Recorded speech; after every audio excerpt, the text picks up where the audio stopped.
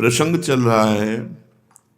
जगत गुरु भगवान श्री कृष्ण चंद्र जी ने गीता जी में कहा, मनुष्याणाम सहस्रेषु कश्चिद् यतति सिद्धये यततामपि सिद्धानां कश्चिन्मां वेत्ति तत्वतः। लाखों मनुष्यों में कोई एक ऐसा होता है जो भगवत प्राप्ति के मार्ग में चलने की सोचता है, नहीं तो माया वाटिका का ऐसा मनोरंजन है कि इसी में पूरा जीवन व्यतीत हो जाता है। कामनाओं की बाढ़, चिंता, शोक, भय, इन्हीं में फंसा हुआ नाना प्रकार के दुखों को भोगता हुआ इस दिव्य मानव जीवन को व्यर्थ कर देता है। लाखों में कोई एक धर्मात्मा होता है, सब मनमानी आचरण में चलने वाले होते हैं। उन लाखों धर्मात्माओं में कोई एक भगवत प्राप्ति की बात सोचता है, आत्मबोध हो जाना, भगवान के लिए संपूर्ण जीवन समर्पित करके एक एक श्वास भगवान का नाम जप करना। कोई बिरला। उन चलने वालों में हजारों में कोई एक चल पाता है, तो क्या होता है फिर? वो मनोरंजन में लग जाता है। कंचन, कामिनी, कीर्ति, रुपया पैसा का संग्रह करना, जनेंद्री और रसेंद्री के भोगों में तृप्त रहने की भ्रमात्मक संभावना रहना कि मैं खूब अच्छा खा लूं, अच्छा पहन लूं और जनेंद्री जनित सहवास कर लूं, यही मनुष्य जीवन का लाभ है। भगवान तो फिर कभी मिल जाएंगे।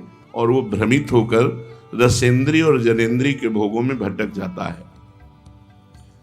जो साधक कमर कस के ये निश्चय कर लिया है कि इस जन्म में मुझे इंद्रियों की तृप्ति में समय व्यतीत नहीं करना, रसेंद्री से स्वादयुक्त भोजन नहीं करना, जनेंद्री से स्त्री सहवास नहीं करना या पुरुष सहवास नहीं करना, इन भ्रमात्मक भोगों को भोगते हुए तो बहुत जन्म व्यतीत हो गए। ये जन्म हम परमात्मा के लिए अर्पित करते हैं।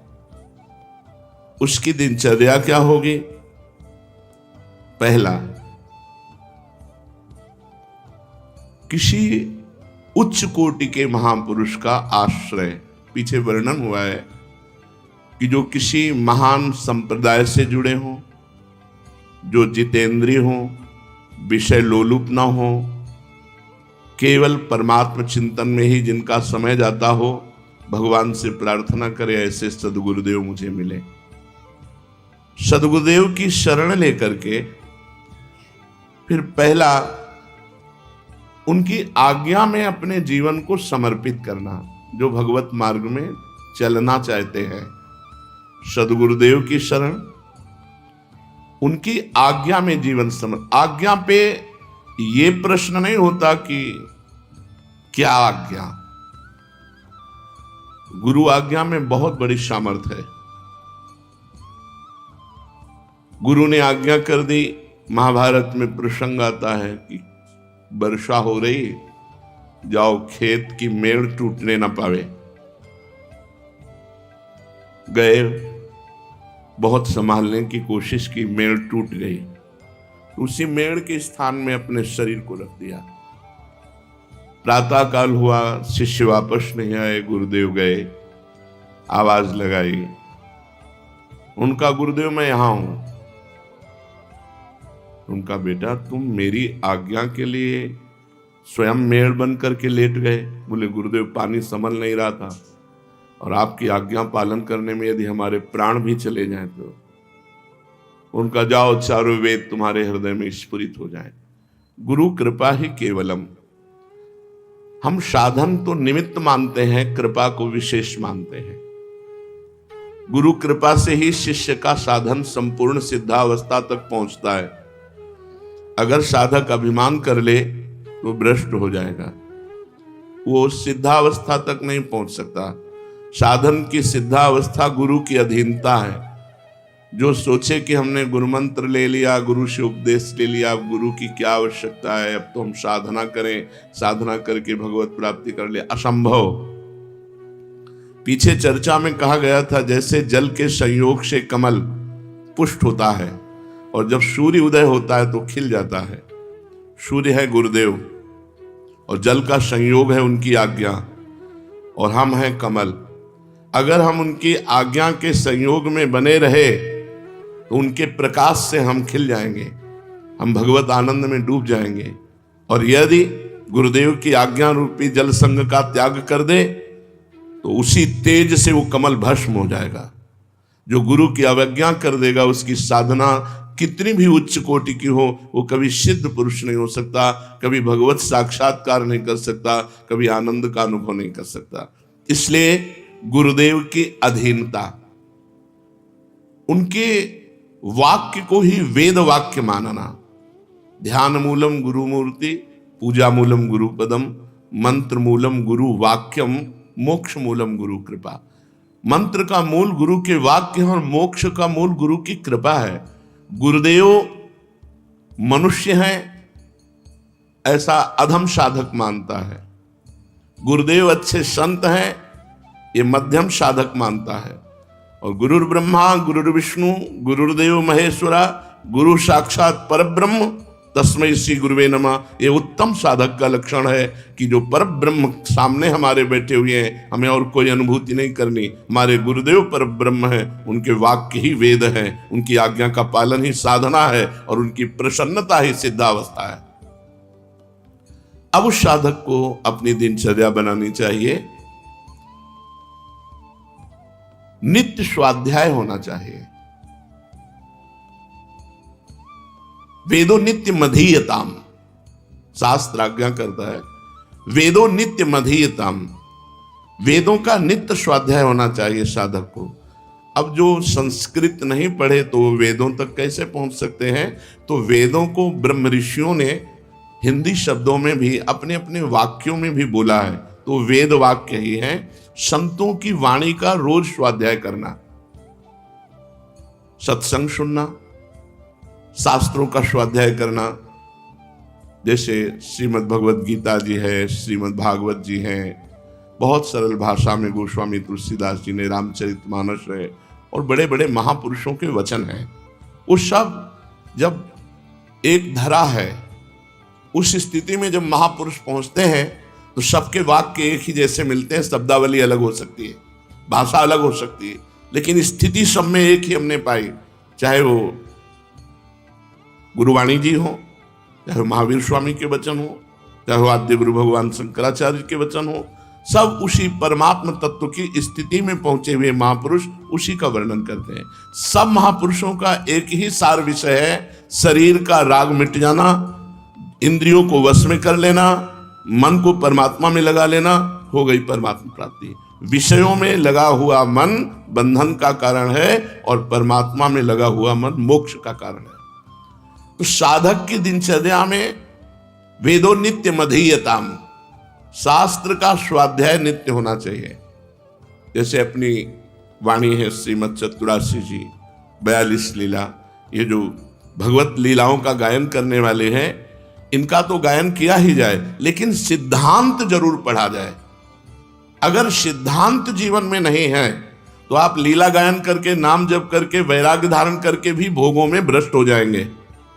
सिद्धांत तो वो मेड़ है जो साधक को फूटने नहीं देती, बहने नहीं देती, भ्रष्ट नहीं होने देती। सिद्धांत समझ लेना चाहिए। बिल्कुल एक श्लोक में हरिवंश महाप्रभु सिद्धांत का वर्णन, एक दोहे को मान लो तो उसी से काम चल जाएगा। एक श्लोक, दूरादपाश स्वजनान सुखमर्थ कोटिम सर्वेषु साधन वरेषु चिरम निराशा वर्षंत में सहजाद्भुत सौख्य धाराम श्री राधिका चरण रेणु मामेश्वरम। पारिवारिक जनों से दूर रहो, सीधे आदेश है।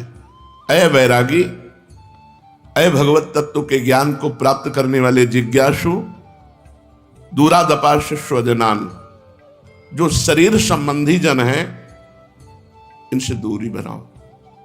यदि गृहस्थ हो तो इनमें भगवत भावना करो, मोह को मिटा दो। और यदि वैरागी हो तो भगवत भावना करके इनसे दूरी बनाओ। दूरादपाश्य स्वजनान।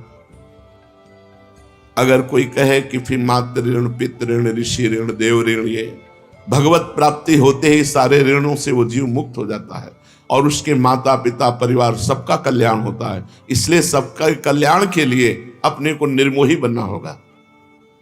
दूरादपाश्य स्वजनान। परमात्मा के सिवा, गुरुदेव की आज्ञा के सिवा, गुरुदेव के सिवा हमारा कोई नहीं। असंगोयम पुरुषा, मैं असंग हूं, मेरा कोई नहीं। पहले दूरादपाश्य स्वजन। ये जो घर परिवार से वैरागी होकर के मिलना, तो पूर्व मोह को जो अंदर हमारे संस्कार उनको जागृत करना, तो फिर चिंतन किसका होगा? सरल भाषा में गोस्वामी तुलसीदास जी ने इसी बात को कहा।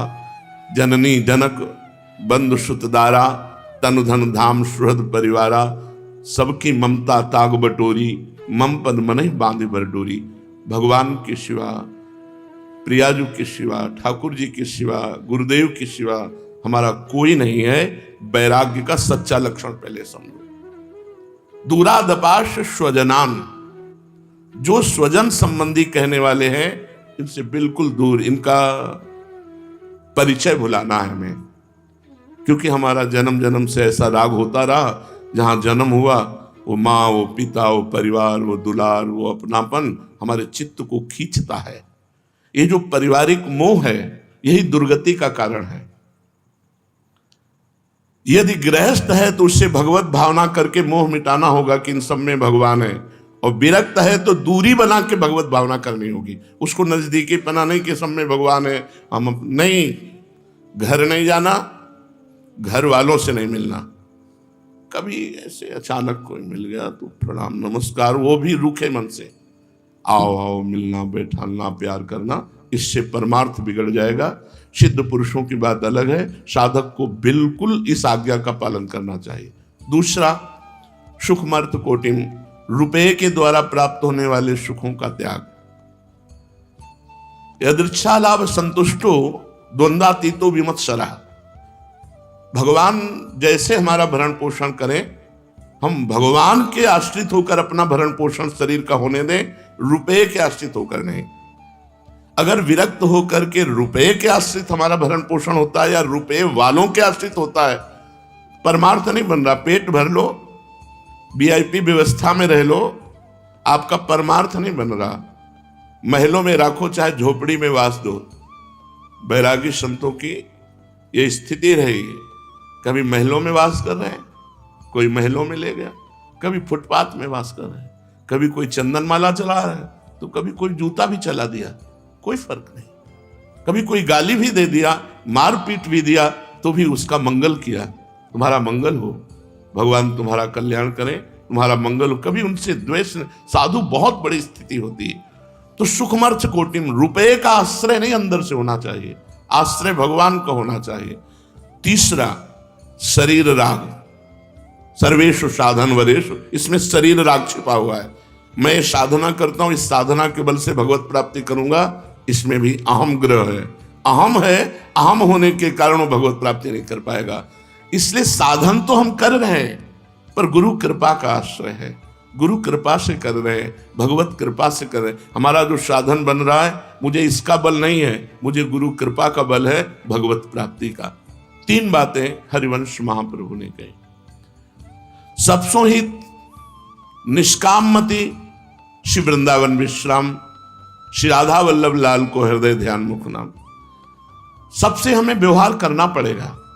मनुष्य जीवन है, मिलेंगे भगत जगत सब, लेकिन सबसे हमें निष्काम मति रखनी। हमें कोई चाह नहीं करनी किसी व्यक्ति के मिलने से, किसी से प्रेम से व्यवहार करने से मेरे अंदर ये चाह ना पैदा हो जाए कि ये व्यक्ति हमें कुछ दे या देगा।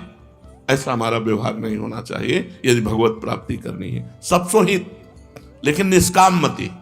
सब जीवन सो प्रीति, व्यवहार में सबसे प्रेम व्यवहार से बोलेंगे, लेकिन रीति निबाह तापनी, हमारी रीति है, हम तुमसे कोई चाह नहीं करेंगे। अचाह होकर व्यवहार करना। और विरक्तों को अब चाहिए, समय बड़ा परिवर्तित होता जा रहा है। अभी 4-5 दिन पहले हमें एक क्लिप दिखाई गई, जैन मुनि राजस्थान में किसी गांव के बाहर परम विरक्त भाव से जो भ्रमण करते हैं, उनको बहुत मारा, 6 लोगों ने मिलकर मारा सरिया डंडों से। ऐसे बड़ा हृदय व्यथित हुआ कि आज साधु अपनी साधुता की रक्षा के लिए भ्रमण भी नहीं कर सकता। भ्रमण करे तो कहीं कोई बच्चा चोर कह के, या कहीं कोई ऐसे इस तरह का राक्षसी भाव बढ़ रहा है। तो आदेश किया, परम पवित्र तीर्थों में, धामों में वास करो। श्री वृंदावन विश्राम, भगवान के धाम जहां गुरु की सिद्ध पीठ है। पर जो वीर पुरुष होते हैं वो डरते नहीं है। प्रारब्ध भोग है शरीर का, चलो पीट लो, लेकिन वो अपनी मर्यादा में कभी विचलित नहीं होते, वो तो भ्रमण ही करते हैं। पर समय बहुत गलत आता चला जा रहा है, लोगों की आसुरी बुद्धि बढ़ रही। बोलो विरक्त संत, उनमें तुम्हें क्या भय की आशंका है? जो कोमल स्वभाव करुणा में जगत मंगल के लिए पद यात्रा कर रहे हैं, उनके चरण धूलि माथे पे लगावे जिससे मंगल हो। और नौजवान 6 लोगों ने मिलकर के डंडे से मारा। एक बार कहीं मार ही डाला था, पाल घर में तो मार ही डाला था संतों को। तो इसलिए कह रहे श्री वृंदावन विश्राम, भगवत धामों में, गुरु की सिद्ध पीठों में विश्राम करे, क्योंकि जगत का बड़ा विकराल स्वरूप होता चला जा रहा है। लोग पशुता को, ऐसे संतों के अपराध से कुल परंपरा नष्ट हो जाती है। साधु अवज्ञा तुरंत भवानी कर कल्याण अखिल के हानि। जो विरक्त संत हैं उनके प्रति केवल रोष दृष्टि से देख लेने मात्र से अनेक जन्मों के पुण्य नष्ट हो जाते हैं। फिर उन पर प्रहार कर देने से तो सर्वनाश हो जाएगा। उनको न लोक के रहेंगे, न परलोक के, न उनके बाप बाबा रहेंगे। पितरों तक का नाश हो जाता, पतन हो जाता है। अगर एक कुल में भगवत भक्त जन्मे तो उनके पितरों की तृप्ति हो जाती है, उद्धार हो जाता है। अगर एक दुष्ट जन्मे तो पितरों तक का पतन हो जाता है। सब सुहित, सबसे प्यार करो, निष्काम भाव से रहो, भगवत धामों का सेवन करो, निरंतर भगवान नाम जप करते हुए अपने इष्ट का ध्यान करो।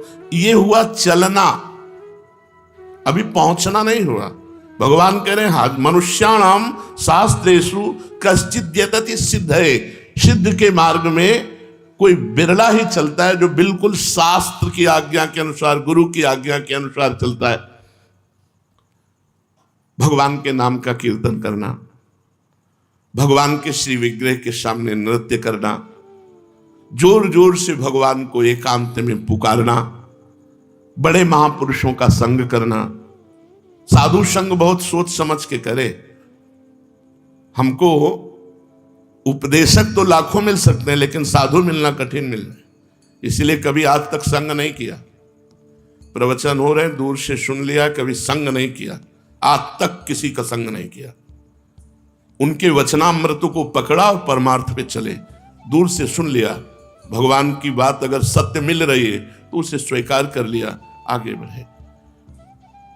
कपटी, दंभी, पाखंडी, बहुत तरह के वेश धारण करने वालों की बढ़ोतरी होती चली जा रही। शास्त्र और गुरु आज्ञा के अनुसार चलने वाला साधु, उससे हमारा संग होना चाहिए, तभी हमको लाभ मिलेगा। हमको प्रवचनों से लाभ नहीं मिलेगा। जिसके स्वयं के आचरण पवित्र नहीं, जो कंचन कामिनी का गुलाम है, वो ब्रह्म तत्व का उपदेश करे तो कैसे अनुभव में आएगा? अनुभव में तब आता है जब स्वयं में स्थित हो और फिर वो बात कहे तो बात समझ में आती है। तो हजारों में कोई एक सिद्धों के मार्ग में चलता है, ये भगवत मार्ग में, और उन मार्ग में चलने वालों में हजारों में कोई एक सिद्ध होता है। क्यों? क्योंकि बीच में इतनी मनोहर वाटिकाएं माया फेंक देती है, उसी में मन रम जाता है। भगवान तो फिर मिल जाएंगे, अच्छा अच्छा खाने को मिल रहा है, पहनने को मिल रहा है, घोड़ा गाड़ी में चलने को मिल रहा है, रुपया पैसा है, बड़े भगत हैं। फंस गया। लक्ष्य राई के सम चलत ही होत और क्योर। एक राई के दाना के बराबर अगर चल दे अलग तो परमार्थ बहुत दूर हो जाता है। परमार्थ बिल्कुल कदम पे कदम, जैसी आज्ञा वैसा ही चलना। कुछ संत जन आए थे, हमने कहा हमारी इच्छा है वस्त्र ले लीजिए। तो कहा आपकी कृपा ही काफी है, वस्त्र पहने हैं, हमें जरूरत नहीं। अच्छा लगा, हमें जरूरत नहीं, आपकी कृपा ही हमें आपके दर्शन में संभाषण हो। अच्छा था, सही चल रहा है। जब वस्त्र शरीर में है तो हम लाद के क्या करेंगे? हमारे पास शरीर ढकने के लिए वस्त्र है, हमें नहीं चाहिए। हमारे अंदर हमारा लक्ष्य होना चाहिए। हमारा लक्ष्य वस्त्र संग्रह करना थोड़ी, रुपया संग्रह करना थोड़ी है, भोग भोगना थोड़ी है, परमात्मा अनुभूति करना है। तो भगवान कह रहे यततामपि सिद्धानाम कश्चिन्माम वेति तत्वतः। उन हजारों में यत्न करने वालों में कोई एक सिद्ध होता है, सिद्ध भगवत प्राप्त। लेकिन कठिनाइयां भी हैं, इतनी आंतरिक कठिनाइयां हैं, काम क्रोध का वेग, लोभ मोह का वेग, कुछ आनंद की अनुभूति हृदय में नहीं हो रही, अंधकार छाया हुआ है, भजन का प्रयास कर रहा है, माया अपनी तरफ आकर्षित करके उसके चिंतन को खसीट रही है। बड़ा युद्ध है, कोई छोटा मोटा नहीं, महाभारत युद्ध से भी बढ़कर युद्ध है। ये युद्ध वही जानता है जो साधक भगवत प्राप्ति के मार्ग में चल रहा है। जो बैलेंस बना के मनोरंजन कर रहे हैं उनको तो युद्ध से मतलब ही नहीं, लेकिन जो संयम से भगवत प्राप्ति के मार्ग में चल रहा है उसके हृदय में दाह पैदा होती है। वो महान तितिक्षु, कष्टों को सहने वाला, बाहरी भीतरी दोनों प्रकार के प्रहारों को सहने वाला, वो सहत सहत बाढ़े भगति गृह तनु गुरु हितगार। अब श्री भगवान कह रहे हैं मैं स्वयं तुम्हें तत्व का उपदेश करूंगा। अभी तक भगवान कभी ब्रह्म ऋषियों के मुख से उपदेश दिए, संतों के मुख से उपदेश दिए, वो भी सब यथावत हैं क्योंकि भगवान ही बोलते हैं। ये स्वयं भगवान बोल रहे हैं, जगत गुरु श्री कृष्णचंद्र जी। भगवान ने कहा था कि मैं तुम्हें ज्ञान विज्ञान के सहित तत्व का वर्णन करूंगा। अब भगवान तत्व का वर्णन कर रहे हैं। भूमिरापो नलो वायु खम मनो बुद्धिरेव च अहंकार इतीयं में भिन्ना प्रकृतिरष्टधा अपरेयमितस्त्वन्याम् प्रकृतिं विद्धि में पराम जीवभूतां महाबाहो येदं धार्यते जगत। पृथ्वी, जल, तेज, वायु, आकाश, मन, बुद्धि, अहंकार, 8 प्रकृति है जिसमें जीव फंसा हुआ है। भगवान कह रहे हैं ये 8 भेदों वाली मेरी अपरा प्रकृति है, और अपरा प्रकृति से बिल्कुल भिन्न एक परा प्रकृति है जिसे जीव कहते हैं। इन्हीं दोनों के द्वारा अनंत ब्रह्मांड विकसित दिखाई दे रहे हैं। पंच महाभूत, मन, बुद्धि, अहंकार, अष्टधा प्रकृति, ये अपरा है। और जो आत्मा है, आत्मा शब्द इसलिए यहां नहीं कहा गया क्योंकि भूल से देहाभिमान को स्वीकार के इसलिए उसे जीव कहा गया। जैसे कोई रिक्शा चालक हमें रोकना, बोला ए रिक्शा, वो खड़ा हो गया, क्या वो रिक्शा है? नहीं, पर उसने रिक्शे से तदात्म कर लिया है इसलिए वो रिक्शा कहने से रुक जाता है। ऐसे ही एक तरह समझो आत्मा की निंदा है जीव कहना, देहाभिमानी। जैसे रिक्शा कहना उसका अपमान है रिक्शा चालक का, पर वो समझता नहीं, वो रिक्शे में तदात्म इसलिए खड़ा हो गया। हाँ बोलिए, ए टैक्सी, वो खड़ा हो गया। यद्यपि वो अलग है, टैक्सी अलग है, ऐसे देह अलग है, ये अपरा प्रकृति है। पंचमहाभूत, मन, बुद्धि, अहंकार, ये अपरा प्रकृति है, मैं नहीं हूं। पर इतना प्यार इससे हो गया, इतना बंध गए कि हमको जीव कह दिया गया। यद्यपि हम शिव हैं, यद्यपि हम आत्म तत्व हैं, यद्यपि हम भगवत स्वरूप हैं, अपने स्वरूप को भूल करके हमें जीव कह दिया गया। क्योंकि जीव शब्द ही होता है उस जो देहाभिमानी होता है। देहाभिमान किससे हुआ? ये अष्ट प्रकृति से हम फंस गए। ये 8 बातें हैं जो हमको फंसाए हुए हैं।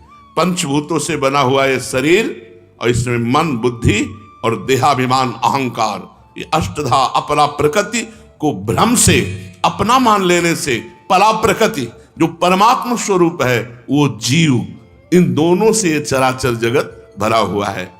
श्री भगवान जीव बिल्कुल समझ लो, जीव नहीं है, परमात्मा है। क्योंकि एकोहम बहुश्यामा, मैं एक बहुत रूपों में हो जाऊं तो वही परब्रह्म परमात्मा बहुत रूपों में हुआ, पर वो देहाभिमान को स्वीकार करने के कारण परमात्मा न कह के उसे जीवात्मा कहा गया।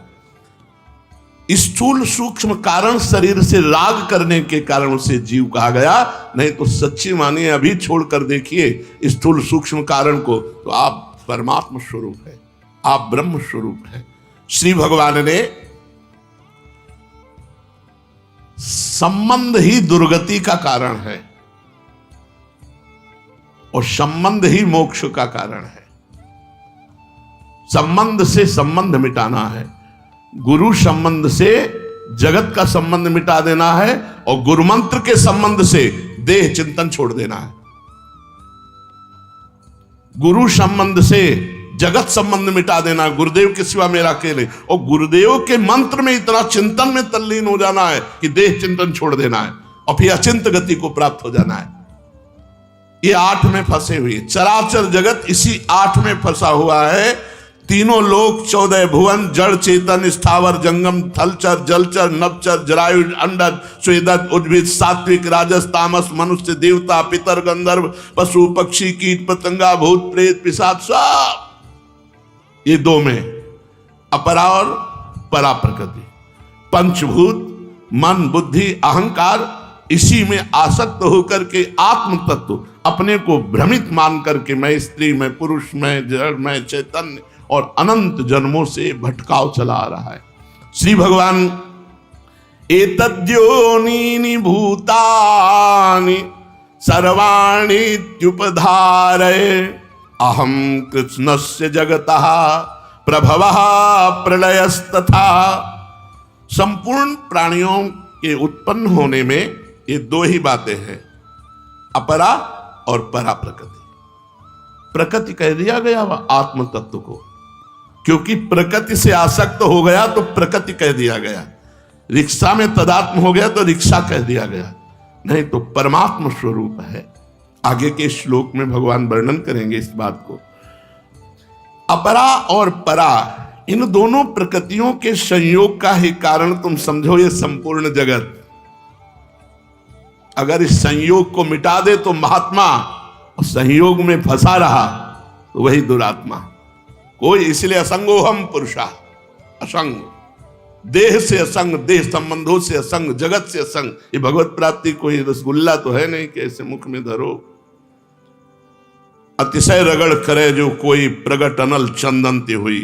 इस जड़ चैतन्य की ग्रंथि का भेदन करना बहुत कठिन, यद्यपि गांठ ही नहीं लगी। बड़ा आश्चर्य है, जड़ चेतन ही ग्रंथि पड़ गई, यद्यपि मृषा छूटति कठिनाई। तो एतद्योनीनि भूतानि सर्वाणि इत्युपधारय, इन्हीं 2 से अनंत ब्रह्मांड भरे हुए हैं। भगवान कह रहे हैं इस जगत का प्रभव भी मैं हूं और प्रलय भी मैं हूं। मैं ही अपने आप से अपने आप को सृजन करता हूं, अपने आप से अपने आप का पालन करता हूं और अपने आप से अपना लय कर लेता हूं, संहार कर लेता हूं। ये जो जान गया वो मस्त रहता है, हर स्थिति में मस्त रहता है। एक जगह यज्ञ हो रही, एक जगह संहार लीला हो रही, मध्य से वो जा रहा है, न इधर हर्ष है न उधर शोक है, क्योंकि देख रहा है वो अपने आप से अपने आप का सृजन करता है और अपने आप से अपने आप का पालन करता है और अपने आप से अपना आप का संहार कर लेता है। इसलिए भगवान आगे के श्लोक में कहा, मत्तः परतरम नान्यत् किंचिदस्ति धनंजय मयि सर्वमिदं प्रोतम सूत्रे मणिगणायुः।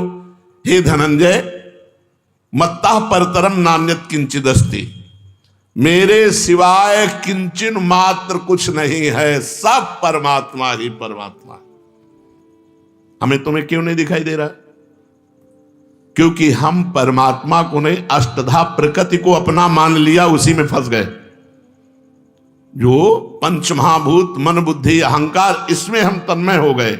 इसलिए हमें परमात्मा तत्व का बोध ना होने के कारण हमको स्त्री दिखाई देता है, पुरुष दिखाई देता है, दुरात्मा दिखाई देता है, महात्मा दिखाई देता है, छोटा बड़ा अच्छा बुरा।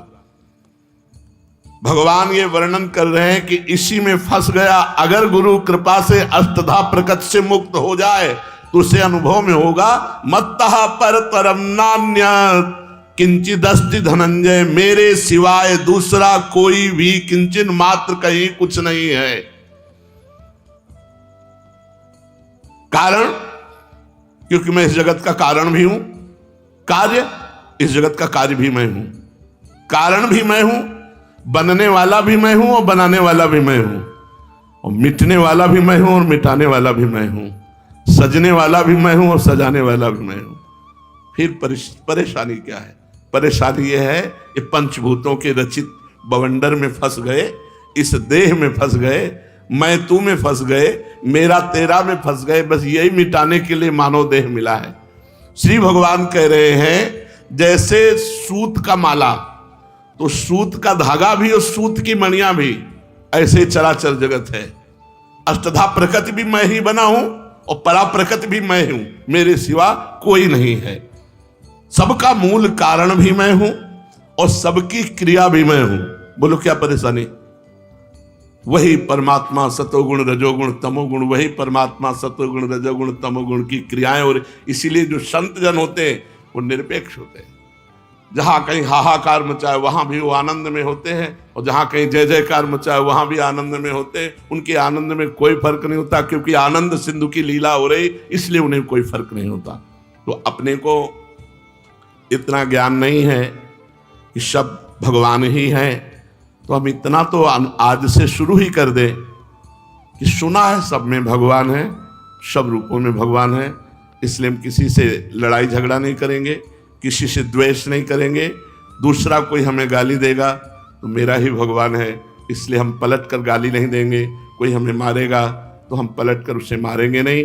हम इतनी साधना तो शुरू कर दें, हम किसी से द्वेष न करें, विमत्सरः, किसी से द्वेष न करें, किसी से लड़ाई झगड़ा न करें, सब में मेरा भगवान है। जब तक ये प्रश्न का समाधान नहीं होगा तब तक मोक्ष नहीं मिलेगा। एक भी सृष्टि में कोई बकाया न रह जाए जिसे आप परमात्मा से अलग माने, वही तुम्हारे बंधन का कारण होगा। सर्वम खलमिदम ब्रह्मणे नानास्ति किंचन, सब कुछ परमात्मा ही है। ये स्वयं परमात्मा बोल रहे, मत्ता परतरम नान्यत किंचिदस्ति धनंजय, मेरे सिवाय जगत में किंचन मात्र भी कुछ नहीं है। और हमको यही सिद्ध करना है। जो सिद्ध पुरुष हुए हैं उन्होंने सारे जगत में अपने इष्ट को देखा। जैसे गोस्वामी तुलसीदास जी कह रहे, सी राम में सब जग जानी। उपनिषद तत्वदर्शी महापुरुष कह रहे हैं, ईशावास्यमिदं सर्वम यत् किंचे जगत्याम जगत, जगत का एक कण भी ऐसा नहीं जिसमें ईश्वर ना विराजमान हो। यही हमें सिद्ध करना है। भगवान कह रहे हजारों में कोई एक सिद्ध करता है, तो जिसे इसे यहां हजारों में कह रहे हैं उसी को पीछे कहा, बहुनाम जन्मनावन्ते ज्ञानवान माम प्रपद्यते वासुदेवास्वरमित स महात्मा सुदुर्लभा, सब जगह वासुदेव हैं। जब तक ये बात नहीं सिद्ध होगी तब तक आपकी जीवन यात्रा अधूरी मानी जाएगी, साधना अधूरी मानी जाएगी। हमारे हरिवंश महाप्रभु कहते हैं, ये क्रूरा अपि पापिनो न च सताम संभाष्य दृश्याश्चे सर्वान वस्तुतया निरीक्ष परम स्वाराध्य बुद्धिर्मम। जो दुष्ट हैं, पापी हैं, नीच हैं, वो भी मेरे साक्षात इष्ट देव हैं। ये कोई ना समझे कि ये ज्ञान मार्ग की बात है। बिना इस प्रश्न का समाधान किए, सर्वत्र भगवत बुद्धि किए, कोई भी मोक्ष पदवी को प्राप्त नहीं हो सकता, कोई भी भगवत प्राप्त नहीं हो सकता, कोई सिद्ध नहीं हो सकता। इसलिए हम प्रयत्न करें, अष्टधा प्रकट से अपने संबंध को हटाकर भगवान में, गुरुदेव में लगाएं और निरंतर गुरु मंत्र का चिंतन करें। इसी से हमारा सारा काम बन जाएगा। शेष चर्चा आगे। श्री राधा वल्लभ लाल की।